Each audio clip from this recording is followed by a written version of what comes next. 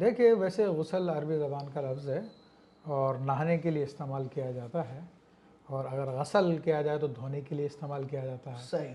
تو ویسے شرعی اصطلاح ہے، اور شرعی اصطلاح یہ ہے کہ جب انسان پر حدث اکبر طاری ہوتی ہے تو اس کی وجہ سے اس حدث اکبر کو دور کرنے کے لیے وہ غسل کرتا ہے۔ اچھا اب سب سے پہلے تو یہ بات ضروری ہے کہ حدث اکبر جی، کیا ہے یہ جس کیا کی ہوتا وجہ ہے؟ سے غسل لازم ہوتا ہے۔ صحیح۔ تو اللہ تبارک و تعالیٰ نے تو اس میں ایک وجہ اس کی بیان فرمائی قرآن مجید فرقان حمید میں، وَإِن كُنتُمْ جُنُبًا فَاتَّطَہَّرُوا، کہ اگر تم جنبی حالت میں ہو تو پھر تم طہارت اچھی طرح سے پاکیزگی حاصل کر لو۔ صحیح۔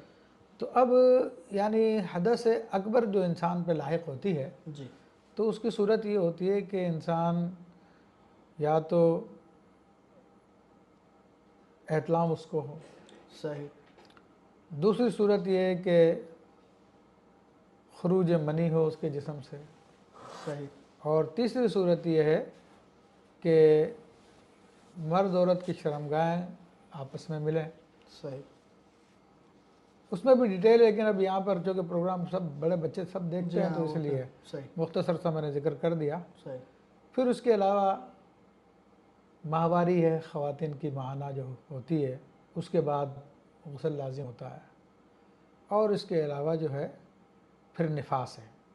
اچھا ان باتوں کی وجہ سے انسان پہ غسل لازم ہوتا ہے۔ اچھا، اور یہ جو غسل آپ نے فرمایا یہ بالغ ہونا اس کے لیے لازمی ہے یا نابالغوں پر بھی غسل فرض ہو سکتا ہے؟ دیکھو نابالغ پر غسل فرض نہیں ہوتا، اچھا ہاں بالغ ہی پہ غسل فرض ہوتا ہے۔ خدا نہ خواستہ اگر کسی نے بالغ شخص نے نابالغ کے ساتھ کوئی ایسا معاملہ کیا تو بالغ کے اوپر تو غسل فرض ہے، اچھا لیکن نابالغ پہ غسل فرض نہیں ہے۔